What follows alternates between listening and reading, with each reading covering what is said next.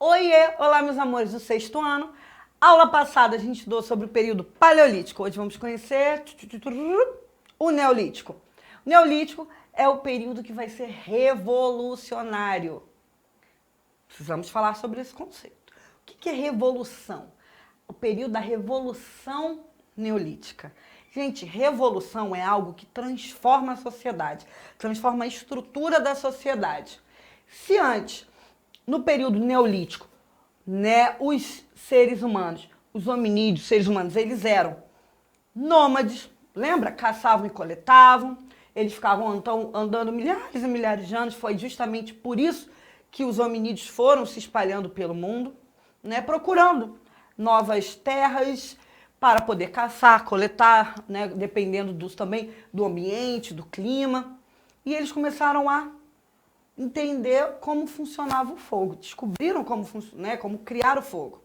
No período neolítico, gente, eles vão controlar esse fogo e eles vão polir pedras. Se antes o período paleolítico foi da pedra lascada, agora é da pedra polida. Então, ó, está muito bem polida. Você tá polimento quando você, né, deixa tudo assim bonito, aquela, né, não fica tudo lascado, cheio de pedaço, né, fica tudo perfeitinho, ou pelo menos mais perfeito do que antes. Então, mais ou menos 12 mil anos atrás, começou a Revolução Neolítica, que é justamente esse período, né, que é menor em relação ao Paleolítico, mas é um período de muita transformação. Vamos, então, controlar melhor o fogo, tá? E vamos produzir utensílios com enxadas, machados, foices, como, né? Esses materiais que precisam, por exemplo, olha essa machadinha aqui. Com precisão, polindo a pedra, fica muito melhor, muito mais utilizável.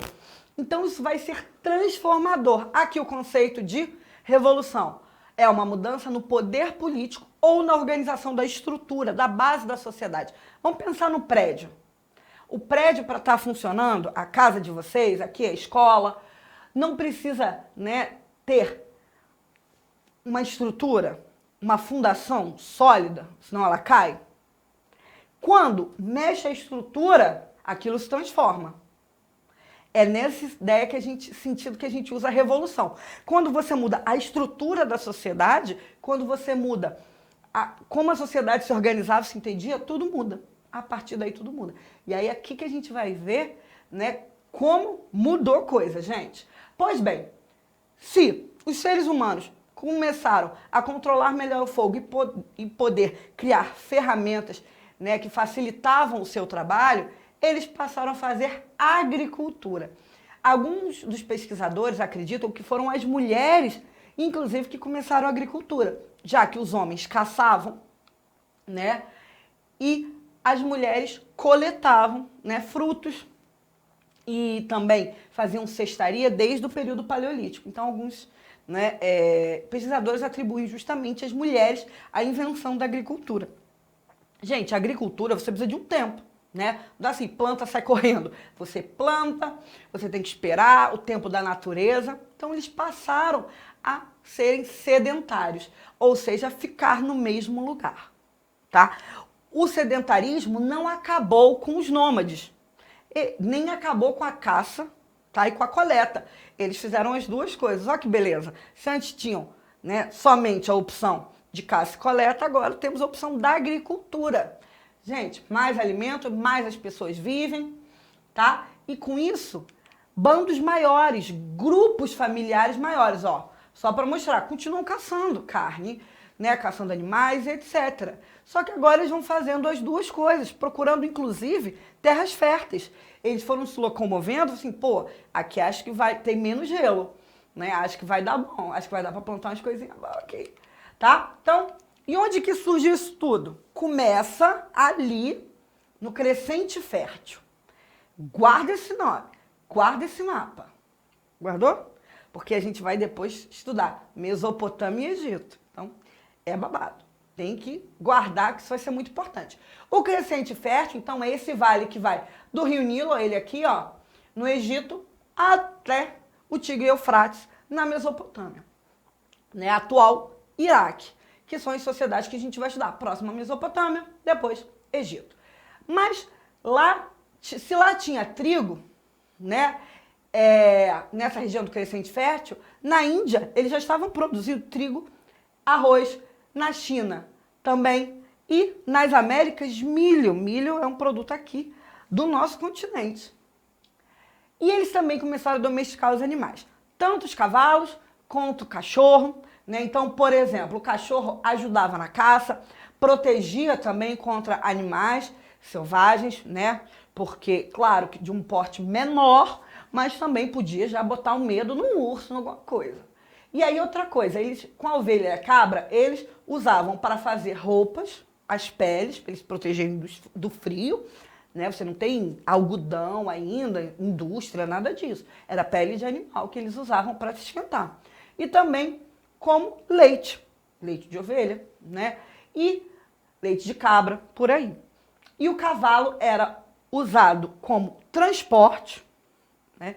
Não sei, se alguém já ouviu falar de carro que tem potência de tantos cavalos, é para mostrar como o cavalo é potente. Então, a gente fala, o carro tem a potência de não sei quantos cavalos, mostra que ele é forte mesmo, que ele é resiliente. É um carro, ó, bom para em lugares mais adversos. Lugares, né, por exemplo, no meio do mato e etc. E o boi também, boi para alimento, a vaca com leite, e por aí vai. Nesse sentido, começam as primeiras aldeias. As primeiras aldeias foram se organizando perto dos rios. Gente, isso é muito importante. A água vai ser super importante. A gente já vai parar para falar melhor por quê. Mas vai guardando as informações. O que acontece? Eles ficavam ali perto dos rios para usar na agricultura, para abastecer a população, para usar, né, para dar para os animais, como por exemplo, né, o seu gado, o seu pastoreiro. E com isso vai surgir várias aldeias com bandos mais populosos e a hierarquia social. Gente, hierarquia, ó o conceito aqui. Hierarquia social é uma organização da sociedade por poder. Então, na hierarquia social, a gente tem poderes acima de outros poderes, né? E esses poderes podem ser cargos políticos, mas também pode ser de responsabilidades, tá? Então, o chefe das famílias que coordenavam essas aldeias eram, né, mais poderosos, já diz o nome chefe, do que os demais. Então, você começa a hierarquia social já aí no período neolítico, tá? E você tem uma divisão por gênero, né, e por idade. As mulheres vão trabalhar na agricultura, preparando os alimentos, e os homens caçando e cuidando dos animais. Show? Também, para o desenvolvimento de outras técnicas, vão fazer potes, cerâmicas, produtos de decoração ou também utensílios domésticos de barro, né, que vai fazer a cerâmica, cestaria para guardar os alimentos, por exemplo, aqui podia guardar água, alimento aqui nos cestos, né, feito de trançado, e também, como esse aqui é um tear manual, já começa a fabricação de tecido, para você não usar mais pele de animal só, você ter mais opção, né, para vestimentas. Aqui no Brasil, as cerâmicas, duas que eles se destacam, é a de Santarém, no Pará, e a Marajoara, muito, muito antigas, tá? As duas regiões ali no norte do Brasil, que também utilitárias e decorativas. E aí, gente, vamos lá comigo. Surge a agricultura, pessoas vivem mais. Tem uma aldeia. Surge o quê? Comércio, troca. Então, se a minha aldeia produz, por exemplo, mais trigo e eu preciso de cevada, eu vou na aldeia de outra pessoa, vou na sua aldeia e a gente faz uma troca. Você tem trigo? Não, eu não tenho cevada. Vamos trocar aqui? Quanto que você quer por tanto? Tá? Então, comércio é a troca de produtos. Pode ser de uma forma direta, de trocar mesmo o produto, ou indireta, que é como a gente faz hoje, que é comprar com dinheiro, né? Ou com cartão, hoje em dia. Então, surge o comércio. Gente, se surgiu aldeia, se surgiu comércio, vai surgir cidade. Essas cidades, Então, elas vão se organizar para defender melhor as aldeias, os territórios. Começam as obras públicas, né, para melhorar a comunicação dentro das cidades e também com outros lugares, né, como canalização de rios, obras de botar, né, bater a terra para facilitar a passagem dos cavalos, por exemplo, né, e defender contra outras cidades e aldeias. Uma das primeiras cidades foi Jericó, que é hoje na Palestina. Ela fica, né, na região da Cisjordânia, às margens do Rio Jordão. Rio Jordão, de onde surgem os hebreus, que a gente vai estudar mais à frente. Então, vocês podem ver a organização. Então, vocês têm alguns tipos de casas. Aqui é uma muralha, justamente para proteger a cidade. E aí, fica todo mundo aqui dentro, concentrado. Ó. Olha, faz o comércio. Aqui, né, o pastoreiro, né, os animais, sendo as cabras e ovelhas. Aqui também, ó, obras públicas para conservar alimentos, guardar e etc. Outra com esse nome, gente, esse nome maravilhoso para me enrolar, que desconforto. Satal Yuyuk. Satal Yuyuk, né? Posso estar pronunciando errado, mas é como eu falo. Em português, fica assim. É um sítio arqueológico situado na atual Turquia, também mesma estrutura, tá? Isso era como era antigamente, e aqui, ó, é o sítio arqueológico, né? Então, as descobertas que você vai fazendo. Que instrumentos eles usavam, como a gente sabe que era pedra polida, como a gente sabe que eles se organizavam em cidades. Tudo isso é trabalho do arqueólogo e do historiador. E aí, gente, surge o Estado. O Estado é um poder acima de todos os outros poderes. Por exemplo, o Estado brasileiro é um poder que existe. Vai mudando os presidentes, vai mudando os governadores, mas o Estado, aquele poder, né, que paira sobre todos nós e que tem que garantir uma série de coisas para a população, e a população tem uma série de coisas a fazer pelo Estado, surge já no período neolítico, tá? Então vamos lá. O que a gente vai estudar a partir de agora? Primeiras cidades. Primeira, Mesopotâmia. Próxima aula. Tá? Os povos da Mesopotâmia. Depois, Egito, Índia e China. Tá? Gente, as águas eram muito, muito importantes. O primeiro filósofo que existiu, né, na Grécia Antiga, um dos primeiros, Tales de Mileto, ele dizia: o universo é feito de água, tudo é água. Para ele, a água era um elemento mais importante. Já mostra como, logo no início da filosofia, da explicação, né, dos porquês, como o mundo funciona, pela razão, a gente já tem a água ali nos pensadores. A água, ela vai ser fundamental para a organização das primeiras civilizações. Vamos dar uma olhada? Rio Tigre-Eufrates, na Mesopotâmia. Rio Nilo, no Egito. O Rio Indo, na Índia.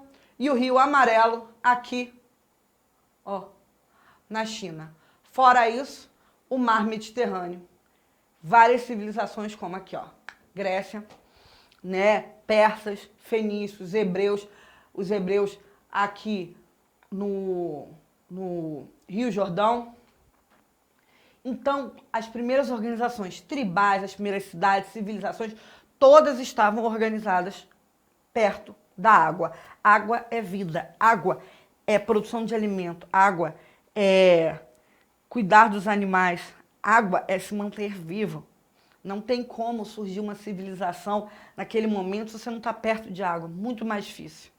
Por isso, né, para o desenvolvimento dessa sociedade, precisamos levar em consideração a água. E aí, depois do período neolítico, quando os seres humanos começam a desenvolver mais os metais, tem a idade dos metais, que é dividida em cobre, bronze e ferro.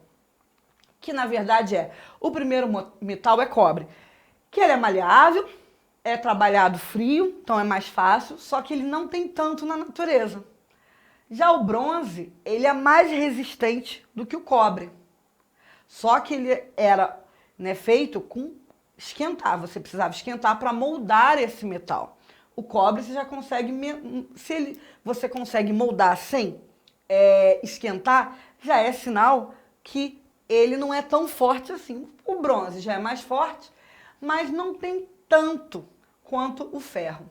O ferro ele é mais resistente que o bronze e o cobre, resiste a alta temperatura e você encontra muito mais fácil na natureza. E aí, a gente vai ver na próxima aula que os sumérios inventaram a escrita, né? Pelo menos ali naquela região. Outros historiadores falam que em outras regiões do mundo também inventaram a escrita até antes, mas a gente acaba considerando os sumérios um dos primeiros a criar a escrita cuneiforme para auxiliar no comércio. E aí é quando considerada o início da história, que a gente já falou que é problemático isso, lembra? E antes não tinha história? Tinha o quê? Sempre tem história, tá? E aí, só para vocês revisarem, fiz aqui esse esquema, tá bom? Que aí a gente trabalha melhor juntinhos em aula. Um beijo, meus amores, até a próxima. Tchau!